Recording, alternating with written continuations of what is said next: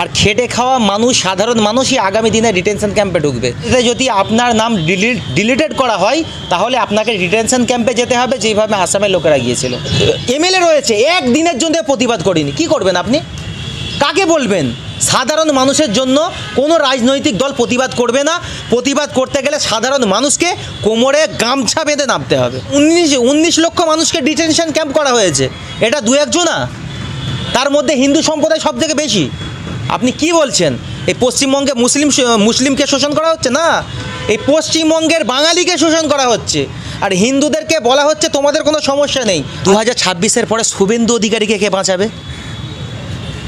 কচু গাছের যে গোড়া আছে খুব চুলকোই, মুখ্যমন্ত্রী তিনিও একটা ব্যক্তিত্ব হয়ে আজকে সাধারণ মানুষের পাশে দাঁড়াক দেখি। যারা বিরোধী দলনেতা আছে তাদের রাজনৈতিক যা ব্যক্তিত্ব আছে ছেড়ে দিয়ে সাধারণ জনগণের পাশে দাঁড়াক দেখি, যে আমি কোনো প্রার্থীই দেবো না, আমি ভোটকে বয়কট করে দিলাম। তবে বলবো হ্যাঁ, সাধারণ মানুষের জন্য এই রাজনৈতিক দলগুলো মানুষের জন্য কাজ করে। আমাদের আন্দোলন সীমাহীন আন্দোলন, যতদিন না পর্যন্ত এসআইআর বাতিল হবে, রোদ বৃষ্টি ঝড় কোনো গতি আমাদের থামাতে পারবে না। আর প্রশাসনের ধমকানি চমকানি আমাদের দেখাবেন না। আজকে আপনি বলুন তো, অনেক প্রশাসন বন্ধুর ভাই বোন মা বোন অনেক রয়েছে, পুলিশ প্রশাসনের অনেক বন্ধুদের আন্ডার অ্যাডজুডিকেশনের নাম রয়েছে, জুডিশিয়াল অফিসারদের আন্ডার অ্যাডজুডিকেশনের নাম রয়েছে, শিক্ষিকাদের আন্ডার অ্যাডজুডিকেশনের নাম রয়েছে, অনেক আর্মি পরিবারের মা বোনেদের আন্ডার অ্যাডজুডিকেশনের নাম রয়েছে। আপনি কাদেরকে তাড়াবেন? কাদেরকে রোহিঙ্গা বলছেন? নেতাজি সুভাষচন্দ্র বসুর বংশধরকে আপনি রোহিঙ্গা বলছেন?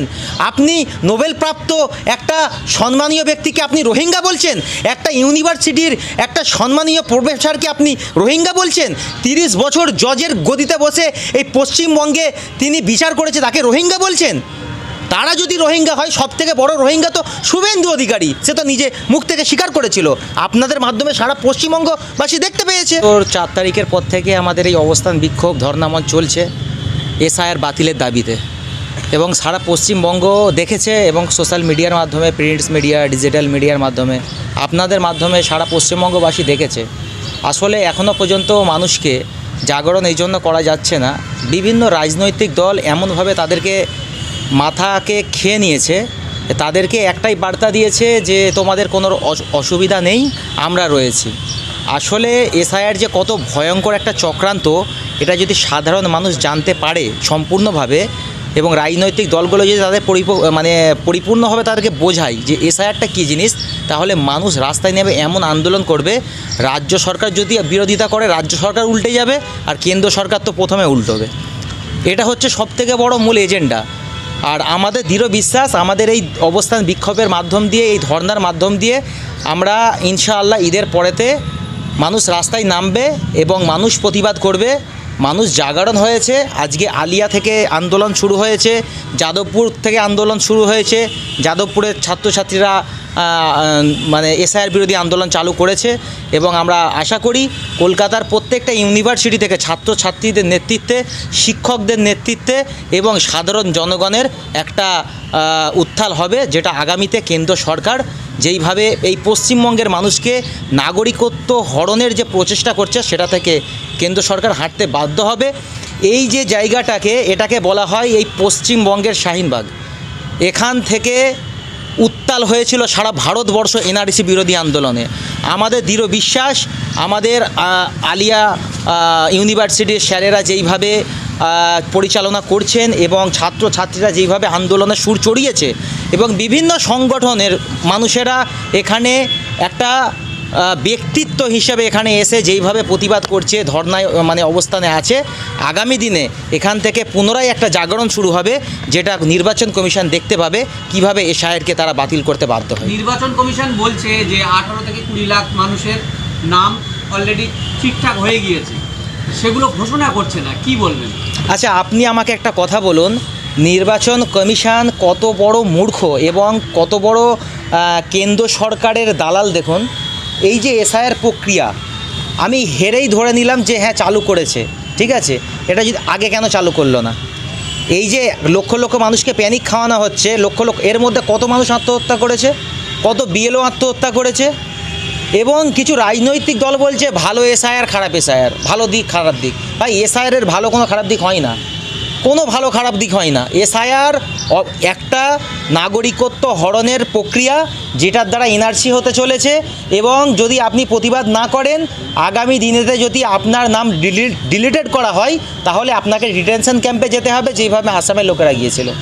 তো রাজ্য সরকার আমরা দেখতে পাচ্ছি, রাজ্য সরকার বলুন আর যে কোনো দল বলুন আমাদের পশ্চিমবাংলায়, তারা এই 60 লক্ষ মানুষকে নিয়ে চিন্তিত না। তারা তো প্যাক্টি ঘোষণা করছে, প্রচারেও লেগে গিয়েছে অনেকে। হ্যাঁ, তার কারণ হচ্ছে রাজনৈতিক দলেদের তো কাজ হচ্ছে তাদের রাজনৈতিক যে মানে স্বার্থ আছে সেটাকে পূরণ করা। সে যদি এক্ষুনি এসআইআর সম্বন্ধে বলে, তো মানুষ তো ভোট বয়কট করবে, আর ভোট বয়কট করলে তার মসনদে বসা হবে না। আসলে কোনো রাজনৈতিক দল সাধারণ মানুষ, খেটে খাওয়া মানুষকে নিয়ে ভাবে না, আর খেটে খাওয়া মানুষ, সাধারণ মানুষই আগামী দিনে ডিটেনশন ক্যাম্পে ঢুকবে। আর এই পুঁজিবাদীদের কথা আপনি ছেড়েই দেন না, না এদের আন্দোলন আছে, না এদের প্রতিবাদ আছে, না এনাদের প্রতিরোধ গড়ে তোলার কোনো ক্ষমতা আছে। সব কিছু এদের হাতে রয়েছে, তারপরেও চুপ করে রয়েছে। তার কারণ কেন্দ্র সরকার এবং কিছু এজেন্ডা এদেরকে মদত করে। আর রইল কথা রাজনৈতিক দলদের যে কথা বলছেন, রাজনৈতিক দলেরা তো যেই থেকে মানে দিনক্ষণ ঘোষণা হয়েছে সেই থেকে প্রার্থী তালিকা ঘোষণা করতে ব্যর্থ। কিছু রাজনৈতিক দলের মুখে আমরা শুনতে পেয়েছি যে ভোট বয়কট করার কথা, প্রতিবাদ করার কথা। হবে প্রতিবাদ হবে। আমি তো বলবো প্রত্যেকটা মুখ্যমন্ত্রী তিনিও একটা ব্যক্তিত্ব হয়ে আজকে সাধারণ মানুষের পাশে দাঁড়াক দেখি। যারা বিরোধী দলনেতা আছে তাদের রাজনৈতিক মানে যা ব্যক্তিত্ব আছে ছেড়ে দিয়ে সাধারণ জনগণের পাশে দাঁড়াক দেখি, যে আমি কোনো প্রার্থীই দেবো না, আমি ভোটকে বয়কট করে দিলাম। তবে বলবো হ্যাঁ, সাধারণ মানুষের জন্য এই রাজনৈতিক দলগুলো মানুষের জন্য কাজ করে। আসলে আপনি বলুন, রাজনৈতিক দল যদি মানুষের জন্য কাজ করে, একটা এমএলএ টিকিট 50 লক্ষ 1 কোটি টাকায় বিক্রি হয়, আর না একটা টিকিটের জন্য মারপিট হয়। সাধারণ মানুষের কথা কেউ বলবে না, সাধারণ মানুষের লড়াই সাধারণ মানুষকে করতে হবে, এটাই হচ্ছে মেন মুদ্রা। এই যে মুখ্যমন্ত্রী যে ধর্ণা দিল 5 দিন ধরে, কোনো ফল হয়নি? কি ফায়দা হয়েছে 5 দিন ধর্ণা দিয়ে? কি হয়েছে এখানে? ধর্ণা দেওয়া এবং যে তো এখন যেটা করছে কিছু অরাজনৈতিক সংগঠন দেখলাম, তোমার কি বলে ধর্মঘট নাকি, স্বেচ্ছায় ধর্মঘট। আচ্ছা, প্রকৃতপক্ষে আপনি যদি আন্দোলন না করেন, তার নাম কি আন্দোলন? 5 দিন ধর্ণা দিয়ে দিলেন, ধর্ণা বানান ভুল, ঠিক আছে? তো তাতে সাধারণ জনগণের কিছু হবে না। সাধারণ জনগণের যদি সত্যি পাশে দাঁড়িয়ে আন্দোলন গড়ে তুলতে চান এই ফ্যাসিসবাদীর বিরুদ্ধে, তাহলে নিবিড় একটা আন্দোলন করতে হবে। আজকে দেখুন, রোদ বৃষ্টি ঝড়, কালকে পরশু দিনে কী হারেতে বৃষ্টি হয়েছে, ঝড়ে উত্তাল হয়ে গেছে এই পার্ক সার্কাস, সমস্ত কিছু ভিজে গিয়েছিল, শিলাবৃষ্টি হয়েছে। কিন্তু ছাত্রছাত্রী থেকে শিক্ষকেরা এবং বুদ্ধিজীবী সমাজ এখানে ভিজে, এখানে মাটিকে আঁকড়ে ধরে রয়েছে। কাদের জন্য? পশ্চিমবঙ্গের খেটে খাওয়া পিছিয়ে পড়া ওই মানুষদের জন্য, যাদেরকে এই ফ্যাসিসবাদ সরকার তাদের নাগরিকত্ব কেড়ে নিতে চলেছে। আর এখন যারা হিন্দু মুসলিম করছে, এরা অ্যাকচুয়ালি ধর্মীয় না, এরা ধার্মিক না, এরা হচ্ছে ধর্ম ব্যবসায়ী। আজকে পশ্চিমবঙ্গবাসী আজকে আতঙ্কের মধ্যে রয়েছে। এখন যদি আমি একটা মুসলিম সম্প্রদায় হয়ে আমি যদি মুসলিম করতে থাকি, তাহলে আমার থেকে বড় নালায়ক এই পৃথিবীতে একটাও নেই। ঠিক তেমন কেউ যদি হিন্দু করতে থাকে, তার মতো একটা খারাপ ক্যারেক্টারের মানুষ এই পৃথিবীতে নেই। আসলে এখানে হিন্দু মুসলমানের কথা হচ্ছে না, এখানে খেটে খাওয়া গরিব আদিবাসী পিছিয়ে পড়া সংখ্যালঘু মানুষকে ভারতবর্ষের 2য় শ্রেণীর নাগরিক করা হবে, দলদাস করা হবে, এটাই হচ্ছে এজেন্ডা। আপনি দেখুন, সব থেকে দুঃখের কথা, এইটাকে প্রথমে ছাড়বেন আপনারা এই কথাটাকে, যে ব্রিটিশ যে ইংরেজরা এই ভারতবর্ষ শাসন করেছে 200 বছর, যে ব্রিটিশরা 200 বছর শাসন করেছে লক্ষ মানুষকে নিয়ে, এই ভারতবর্ষের মানুষকে গোলাম করে রেখেছিল। আর ঠিক সেই কায়দায় 5 জনা মিলে এই ভারতবর্ষের মানুষকে গোলাম করতে যাচ্ছে বর্তমানে। তার মধ্যে প্রথম হচ্ছে নরেন্দ্র মোদী, অমিত শাহ, আপনার রয়েছে এখানে ইউপির যোগী আদিত্যনাথ, আপনার সহযোগিতা করছে নির্বাচন কমিশন, আদানি আম্বানি পুঁজিবাদীরা। এরা কেন্দ্র সরকার চালাচ্ছে, আর কেন্দ্র সরকার দ্বারা আমাদেরকে শোষণ করা হচ্ছে। তাহলে এরা ব্রিটিশদের থেকেও ভয়ঙ্কর। এদের ব্রিটিশদেরকে যেরকম খেদানো হয়েছে, সেটাকে আরও 100 গতি বাড়িয়ে 220 ম্যাচের মতো যদি এদেরকে খেদানো যায়, তবে সাধারণ মানুষ নিস্তার পাবে, আর নাহলে বাংলা এবং বাঙালি শেষ হয়ে যাবে। বাংলাদেশি রোহিঙ্গা যদি বাইরে যায়, তো অসুবিধা কি? আপনারা ধর্ণা দিচ্ছেন। এত বড় একটা তারা ম্যাপিং তৈরি করেছে, তো একটা রোহিঙ্গা আপনি দেখিয়ে দিন, রোহিঙ্গা কী ভাষায় কথা বলে আর রোহিঙ্গা কোন দেশের হয়? মানুষ কি পাগল? শুভেন্দু অধিকারী এবং শুভেন্দু অধিকারীর বাবা পাগল হতে পারে, কিন্তু পশ্চিমবঙ্গের নাগরিক পাগল না। একটা রোহিঙ্গা সে কোথা থেকে আসে? মায়ানমার থেকে। আর পৃথিবীতে রোহিঙ্গা সংখ্যা কত? রোহিঙ্গা সংখ্যা কত? এখানে 1.5 কোটি রোহিঙ্গা দেখাচ্ছে, আজও মুশকিল। 1.5 কোটি রোহিঙ্গা সারা পৃথিবীতে নেই, সারা মানে এই মানে মানে ভূমিষ্ঠে নেই। আপনি এই পৃথিবী ছেড়ে মঙ্গল গ্রহে চলে গেলে পাবেন না, আর সেখানে 1.5 কোটি রোহিঙ্গা পশ্চিমবঙ্গে। এবং বিহারেতেও রোহিঙ্গা ছিল। রোহিঙ্গা কী ভাষায় কথা বলে? আসলে রোহিঙ্গা তাড়াবার কথা নয়, এখানে একটা কমিউনিটিকে টার্গেট করা হচ্ছে, এখানে বাঙালিকে টার্গেট করা হচ্ছে।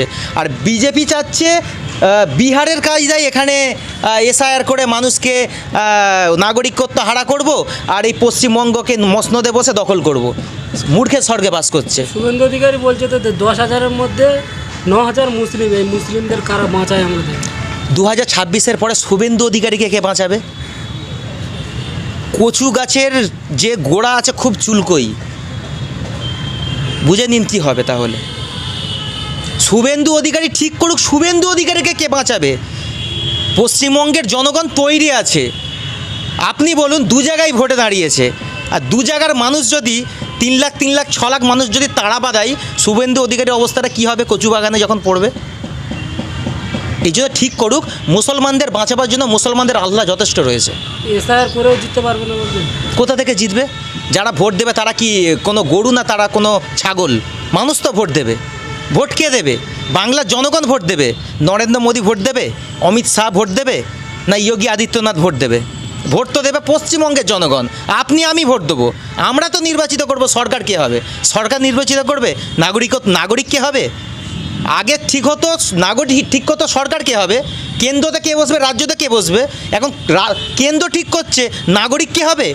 26-এ নাগরিক ঠিক করবে বিজেপি কোথায় যাবে, আর 29-এর পরে দেখতে পাবেন যে নরেন্দ্র মোদী, অমিত শাহ আর যত ফ্যাসিসবাদ আছে তারা ভারতবর্ষে কিভাবে এখানে ঠাঁই পায়। আপনাদের এই আন্দোলন আর কতদিন চলবে? আমাদের আন্দোলন সীমাহীন আন্দোলন, যতদিন না পর্যন্ত এসআইআর বাতিল হবে। রোদ বৃষ্টি ঝড় কোনো গতি আমাদের থামাতে পারবে না। আর প্রশাসনের ধমকানি চমকানি আমাদের দেখাবেন না। আজকে আপনি বলুন তো, অনেক প্রশাসন বন্ধুর ভাই বোন মা বোন অনেক রয়েছে, পুলিশ প্রশাসনের অনেক বন্ধুদের আন্ডার অ্যাডজুডিকেশন নাম রয়েছে, জুডিশিয়াল অফিসারদের আন্ডার অ্যাডজুডিকেশনে নাম রয়েছে, শিক্ষিকাদের আন্ডার অ্যাডজুডিকেশনে নাম রয়েছে, অনেক আর্মি পরিবারের মা বোনেদের আন্ডার অ্যাডজুডিকেশনে নাম রয়েছে। আপনি কাদেরকে তাড়াবেন? কাদেরকে রোহিঙ্গা বলছেন? নেতাজি সুভাষচন্দ্র বসুর বংশধরকে আপনি রোহিঙ্গা বলছেন? আপনি নোবেলপ্রাপ্ত একটা সম্মানীয় ব্যক্তিকে আপনি রোহিঙ্গা বলছেন? একটা ইউনিভার্সিটির একটা সম্মানীয় প্রফেসরকে আপনি রোহিঙ্গা বলছেন? 30 বছর জজের গদিতে বসে এই পশ্চিমবঙ্গে তিনি বিচার করেছে, তাকে রোহিঙ্গা বলছেন? তারা যদি রোহিঙ্গা হয়, সবথেকে বড় রোহিঙ্গা তো শুভেন্দু অধিকারী, সে তো নিজে মুখ থেকে স্বীকার করেছিল। আপনাদের মাধ্যমে সারা পশ্চিমবঙ্গবাসী দেখতে পেয়েছে। আপনাদের বলছি, আপনাদের এই যে ছোট্ট আন্দোলন চলছে, এই আন্দোলনের মাধ্যমে কি এসআইআর এর ব্যাপক একটা সাড়া পড়তে পারে বলে মনে হয়? অবশ্যই। আপনি 2019-এর আন্দোলন দেখেছেন? অবশ্যই।